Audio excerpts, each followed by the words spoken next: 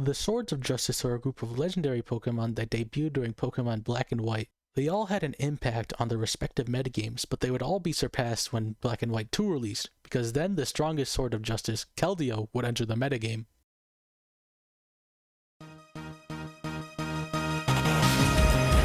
Packing a base 129 special attack stat, backed up by an excellent 108 speed stat, and solid bulk, Keldeo is already poised to be a threat to the metagame.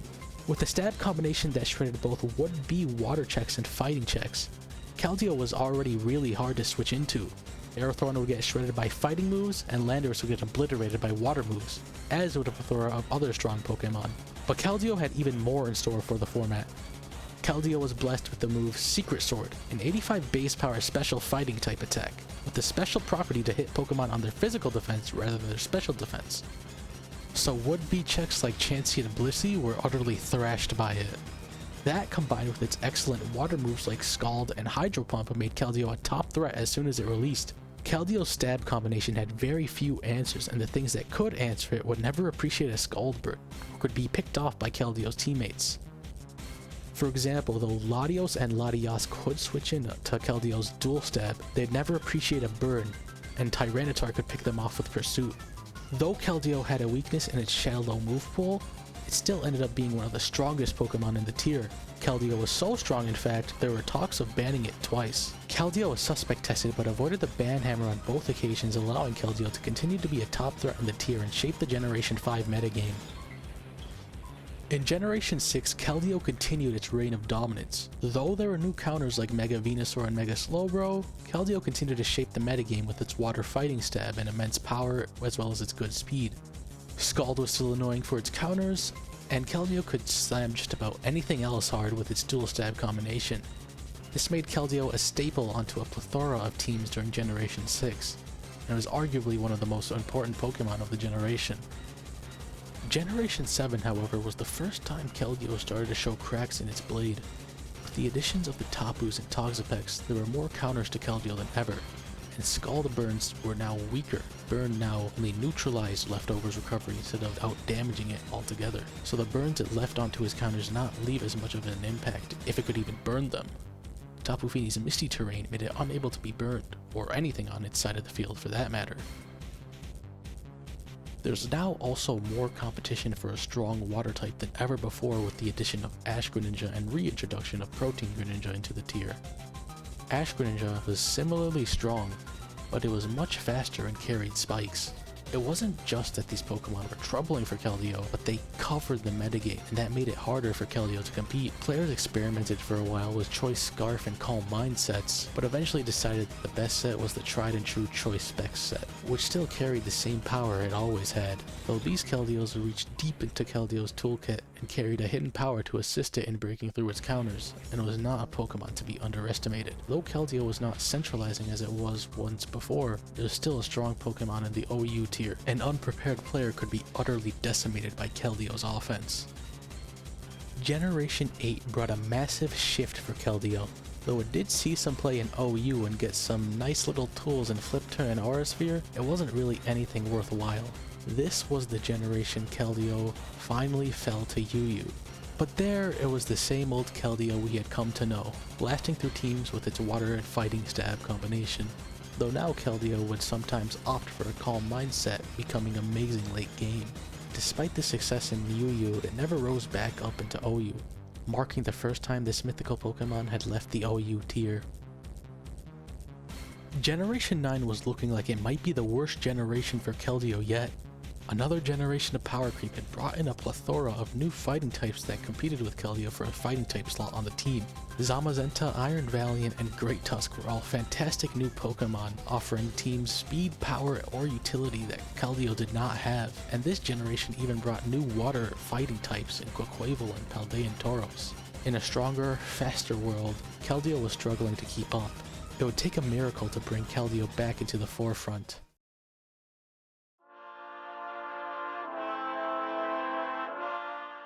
A prominent rapper, team builder, and player, CTC is one of the most influential people in Smogon history.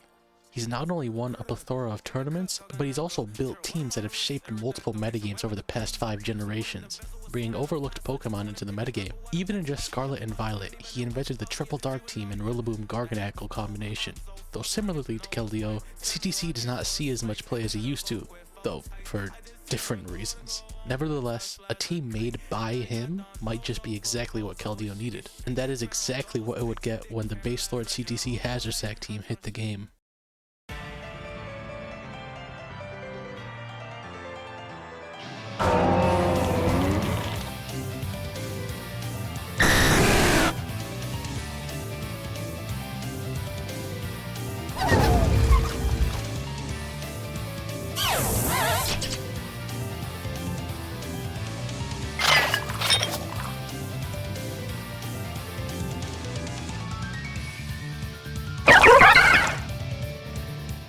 The Hazard Sack team consists of 3 OU staple Pokemon in Ting-Lu, Dragonite, and Gliscor, as well as 3 UU Pokemon in Sinistcha, Tinkaton, and of course, Keldeo. So let's break the team down. The most standard Pokemon on this team is especially defensive Ting-Lu, carrying Ruination, Whirlwind, Spikes, and Earthquake. Although it is standard for Ting-Lu, it isn't the favorite set of CTC, who tends to use both Spikes and Stealth Rock. But for this team, having Whirlwind and Ruination were essential to the team's win conditions, which Ting-Lu himself sets up by spreading Spikes onto the field, punishing opponents for switching. Ruination assists this endeavor too by chipping Pokemon for a full 50%, either weakening them for later or forcing them to use up a recovery move. Ting-Lu further annoys the opponent with a Whirlwind, which forces them to switch out into other Pokemon at random, which combined with its Spikes spreads massive damage throughout the entire team. Earthquake is there, of course, so you aren't too passive. Ting-Lu also serves an important defensive role on the team as well. With its massive HP and defense stat, combined with Vessel of Ruin, it is extremely bulky on both sides of the physical and special spectrum, which allows it to tank hits from premier tier threats like Gholdengo, Dragapult, and Zapdos with ease. Ting-Lu's bulk also importantly enables it to act as an emergency button when an opponent's setup sweeper, like Iron Valiant or King Gambit, is threatening to tear through the entire team. In this scenario, Ting-Lu can tank a hit and then Whirlwind the offending Pokemon away, which also exhausts booster energy boosts, so the rest of the game can go smoother. Overall, Ting-Lu's defensive properties and important move pool make it an important cornerstone of the team that facilitates the rest of the team's game plan while acting as a defensive bedrock. Next up is Dragonite. While it's known for being a Dragon Dance sweeper, CTC opts to lean more into its defensive properties with a moveset of Roost, Dragon Tail, Earthquake, and Extreme Speed, while investing heavily into HP and using heavy duty boots to prevent Stealth Rock damage. This Dragonite is able to switch in on tier threats like Ogerpon, Wellspring, and Iron Moth while threatening them back with a Stab, Dragon Tail, Earthquake, or Extreme Speed. Like Ting-Lu, it also acts as an emergency option for just about any setup sweeper thanks to its multi-scale ability, enabling it to get a Dragon Tail off on just about anything that isn't a fairy type like Calm Mind, Raging Bolt. Or in less dire situations, Dragon Tail can be used as just another means of phasing opponents around, spreading Spikes chip like Ting-Lu's Whirlwind. Though this Dragonite is more defensive than its offensive counterparts, that does not mean it is lacking in offensive presence. With an adamant nature and 240 attack EVs backing up its base 130 attack stat, Dragonite still does a lot of damage. Though Dragon Tail is only 60 base power, the stab boost makes this damage not something you can ignore. Earthquake is there to pressure steel types like King Gambit and Gholdengo, while Extreme Speed picks off weakened foes, and boosted by Terra Normal can finish endgames on its own. Dragonite is both a fundamental offensive and defensive piece that adds a lot of consistency to the team by finishing off opponents and saving the team from being swept. The final standard Pokemon on this team is a Gliscor, Swords Dance, Knockoff, Facade, and Protect, though this one deviates from the standard Swords Dance sets by investing heavily into speed. This Pokemon can force progress with Knockoff, taking away items like heavy duty boots, enabling your hazards even more. Gliscor is able to set up on more passive Pokemon like Clodsire and Toxapex, and then follow it up with a max power Facade, which can be boosted further by Terra Normal. This Gliscor holds the Toxic Orb item to poison itself, which although may seem counterproductive, Gliscor has one of the best abilities in the game, Poison Heal, which as the name suggests, actually heals a Pokemon while it's poisoned, for double leftovers recovery, which combined with Protect to shield Gliscor for a turn, enables the Pokemon to come back from the most dire of scenarios. Furthermore, being poisoned means Gliscor cannot be afflicted by other status conditions like Burn, so it can strike without fear into Pokemon like Static Zapdos and Flame Body Moltres. On top of all that, because it is poisoned, that means it can bring out the full power of Facade, having a strong option at its disposal at any time, making counters like Ogerpon think twice before switching in, so you can see why the ability is extremely powerful. Gliscor's ground flying typing also gives the Pokemon some key immunities and resistances that enable it to come in on Pokemon like the aforementioned Clodsire to start your setup. Gliscor's Poison Heal ability makes it one of the team's strongest win conditions with Swords Dance Facade that can snowball easily as well as force progress with Knockoff while surviving forever if played well, due to Poison Heal's recovery. It is very possible that Gliscor is the most important member of the team because of this. Popularized by the player Vert, Tinkaton is the first of the UU Pokemon who acts as a fantastic support member, with the moves Gigaton Hammer, Stealth Rock, Encore, and Thunder Wave. With two great abilities in Mold Breaker and Pickpocket and a Steel Fairy typing, Tinkaton is the glue that holds the team together. It has Mold Breaker to set up rocks on Pokemon like Magic Bounce, Hatterene to utterly crush Sun teams and push the hazard stack further. Or it can be used to Encore Gold and go into a setup move, bypassing its good as gold ability. Pickpocket, however, allows Tinkaton to steal items for Pokemon like Heavy Duty Boots, Dragapult, try to U-turn on Tinkaton, and punish them by taking away their hazard immunity for the rest of the game. Thunder Wave provides important speed control, enabling a teammate like Gliscor to outspeed a threat that would normally speed blitz it, like Ogerpon Wellspring. Gigaton Hammer allows Tinkaton to still apply some offensive pressure, and Tinkaton's Steel Fairy typing combined with the Air Balloon allows it to check terrifying threats like Kyurem, Enamorus, or Dragonite, threatening them all with status or Encore. The next of the UU Pokemon is Sinistcha, which acts as the spin blocker of the team and has a potent win condition. It stops Great Tusk and Iron Treads from spinning your hazards away while threatening Tusk back with a Machagacha. Its defensive typing allows it to check Pokemon like Zamazenta, Ogerpon Wellspring, Ursaluna, and the aforementioned spinners while keeping itself healthy, with Strength Sap and Machagacha, the latter also threatening to burn counters like Meowscarada and King Gambit. Its defensive properties are further bolstered by its Heatproof ability, removing its weakness to fire. Leveraging its good defensive properties, Sinistcha is also able to use Calm Mind to set up and win games with a stab combination of Machagacha and Shadow Ball, especially after hazards have weakened the team down. And of course, here's the biggest challenger on the team, Keldeo. While Sinistcha and Tinkaton had a decent OU presence before CTC's team came out, the same could not be said for Keldeo. In a world where there are faster and stronger fighting types, Keldeo had been overlooked. So why did CTC pick Keldeo here? Though CTC is known to innovate, he's not known to use inferior Pokemon. The secret lies in the smaller details. Yes, there are faster fighting types. Yes, there are stronger fighting types. And it is true that there are fighting types that have a lot more utility. But none of these fighting types are a complete upgrade to Keldeo. There are no fighting types that can switch freely into King Gambit and force it to take hazard damage while pivoting out. There is no other fighting type that has the consistent special offense of Keldeo while having just enough bulk to trade into opponents' Pokemon. It is the little details that the average team builder would overlook that makes Keldeo fit into this team. The team needed another special attacker that could answer King Gambit and pivot around or clean up late game. Its moveset of Vacuum Wave, Aura Sphere, Surf, and Flip Turn is not something that can be recreated by any other Pokemon. It holds Heavy Duty Boots unlike most other Keldeos from the past, so although it may appear to be weaker, the hazards on this team effectively boost up its power, and Boots allows it to keep switching in and out without fear.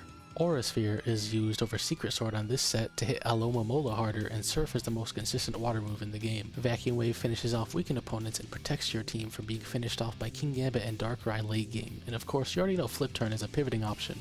Every little trait Keldeo has matters. You can try Zamazenta, Iron Valiant, or Great Tusk, but the team will always be weaker for it. Zamazenta will miss crucial damage on Alomomola, Iron Valiant cannot freely switch into King Gambit, and Great Tusk cannot pivot. So you can see why Keldeo was picked for the team, but the question still remains, can the team actually function? In theory, the team seems like it should be competent, but in practice this could completely change.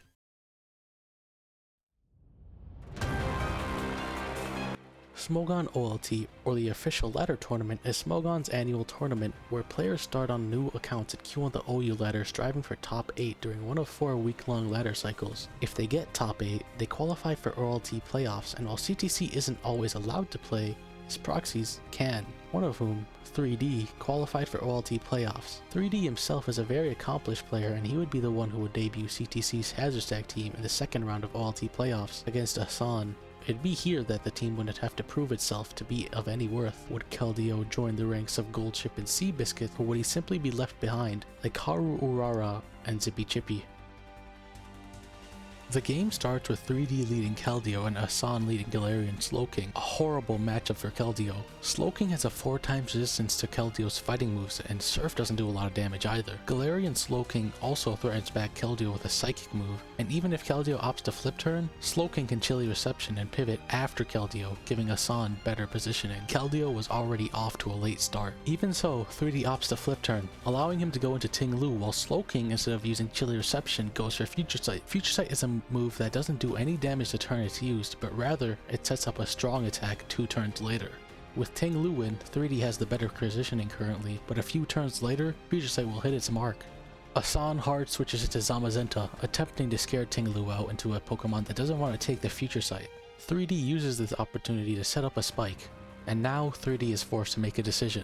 Somebody will have to take the combination of Zamazenta's close combat and Slowking's Future Sight. Anything that comes in will take massive damage.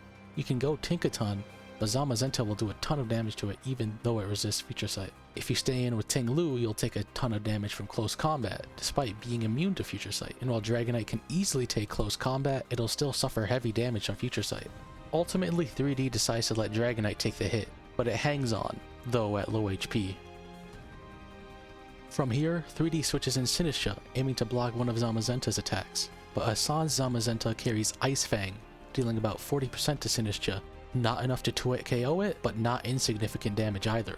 Asan switches in Cinderace on Sinistcha's Machagacha, and while it doesn't do a ton of damage, it does give Sinistcha some HP back. To follow this up, 3D goes for a second Machagacha, aiming to perhaps catch Cinderace using Court Change, and changing into a normal type due to its Libero ability. Instead, Cinderace stays in and opts to Will-O-Wisp, burning Sinistcha, though Sinistcha heals even more HP back and has now done about 40% to Cinderace. And now in the following turn, Cinderace uses Court Change, moving the spike to 3D's side of the field, but is revealed that it is the Blaze ability, while Sinistcha heals up fully with Strength Sap. One of the trainers finally opts to switch out their Pokemon, with Asan clicking U-turn to pivot in Galarian Slowking, on which 3D also changes moves and uses Shadow Ball, dealing super effective damage to Slowking. 3D goes for a second Shadow Ball, leaving Slowking vulnerable to dropping to another one, while Slowking sets up a Future Sight. Seeing the obvious switch, 3D now uses Machagacha, healing Sinistcha while dealing respectable damage to Landorus the following turn. Landorus sets up Stealth Rock, maybe trying to make progress, while Ting-Lu switches in, though even if Sinistcha stays in, the results would not be catastrophic. And 3D does stay in, but rather clicks Shadow Ball. Then the Future Sight comes out, dealing massive damage to Sinistcha. But this is fine. 3D can simply click Strength Sap and get a ton of HP back on Lando since it cannot KO Sinistcha from this range. But instead, Asan uses U-turn and goes into Golden Go. But this is a massive problem. If 3D clicks Strength Sap, Golden Go's good as gold ability will block it, leaving Sinistcha vulnerable to his Shadow Ball. But here, 3D makes a fantastic play and clicks Shadow Ball on the Golden Go, not only popping its air balloon, but dealing massive damage at the same time. But Asan matches this play with a switch into Zamazenta, trying to catch 3D's Ting-Lu, which ends up paying off as 3D does switch into Ting-Lu this turn. This forces 3D to sacrifice Dragonite, though not without getting an extreme speed off and a lucky critical hit, dealing a ton of damage to Zamazenta. 3D attempts to finish Zamazenta off with Keldeo, but is instead met with a Slowking that eats up its Surf. 3D continues to whittle away at Slowking by using Flip Turn to go into Ting-Lu, but Asan catches that and uses Grass Knot on the switch, chunking Ting-Lu's remaining health combined with Hazards. Still, Ting-Lu threatens out Slowking and is able to get up a spike before switching into Gliscor, turning on the Toxic Orb, but that is met with a U-turn into Zamazenta. Gliscor protects on Ice Fang and then switches to Sinistcha, blocking a close combat min for Keldeo. 3D saves the low HP Sinistcha even now while positioning Keldeo in on a crunch. It is this turn that is the most crucial for Keldeo. Zamazenta will go for close combat, and after this crunch, there is a real possibility that Keldeo will faint to it, but if Keldeo survives, it will KO Zamazenta. This was the decisive moment for the horse. It was do or glue. Keldeo takes 74% and is able to survive and KO Zamazenta back with Flip Turn, allowing 3D to reposition while taking a KO. Keldeo proves its worth here, not only surviving a hit from one of its strongest rivals, it takes a KO while keeping momentum for 3D here. Keldeo proves its unique traits are still worthy of competition, and in doing so allows Gliscor to come in and hit the field. Though as soon as it hits the board, Iron Valiant comes in with a Booster Energy speed boost and sets up a Calm Mind on Gliscor's retreat. But now Tinkaton hits the field at last. But with a Calm Mind boost, as long as this Iron Valiant can get through Tinkaton, Asan can very well shred through 3D's team. But Tinkaton is a significant hurdle for Iron Valiant, as with the Gigaton Hammer it can shut down Iron Valiant very easily. But Asan knows this and bets it all with Iron Valiant and uses the once per game Terastallization and changes Iron Valiant into a Ghost type, not only taking away the Steel weakness from Valiant but also powering up its Shadow Ball, dealing over half of Tinkaton's remaining HP. Now Gigaton Hammer will not do enough damage anymore, and Valiant will just be able to KO Tinkaton with another Shadow Ball. Despite playing his hardest, this turn would end it all for 3D, or it would have if he didn't make an excellent play by using Thunder Wave to slow down Iron Valiant. Of course, if it had missed, that would have been catastrophic, but 3D was willing to risk it here, and it pays off, allowing Tinkaton to do a lot of damage with the Gigaton Hammer next turn. And though Tinkaton falls, Keldeo is able to come in and force Iron Valiant out with Surf, piling more damage onto Slowking. At this point, Keldeo has done its job, and 3D allows it to rest, getting one more Surf off, and perhaps as a thank you for giving it a chance, it lands a critical hit to finish off its debut game. These Surfs crucially allow Gliscor to come in on Slowking without fear of having to take an Ice Beam, as it threatens a KO with Knockoff. Asan switches to Landorus on the knockoff, but 3D simply uses Landorus as a means of setting up a Swords Dance. Because of Tinkaton's crucial Thunder Wave, Iron Valiant cannot come in and Encore Lock it. This allows Gliscor to cleave through the rest of Asan's team, securing 3D the game. Keldeo won, playing a crucial role in defeating 3D's opponent. It had finally proven itself that it could still hang out with the top new OU threats.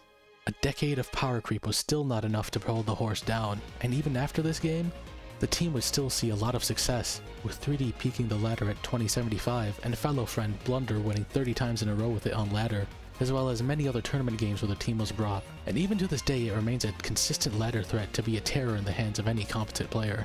So what does this mean in the grand scheme of things?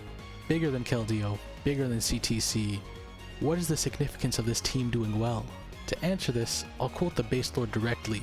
Every Mon on this team is indispensable, and nobody feels out of place. Everyone usually comes out of their Pokeball and puts in some kind of work, making this the epitome of a synergistic team, whose combined power is greater than the sum of its individual parts.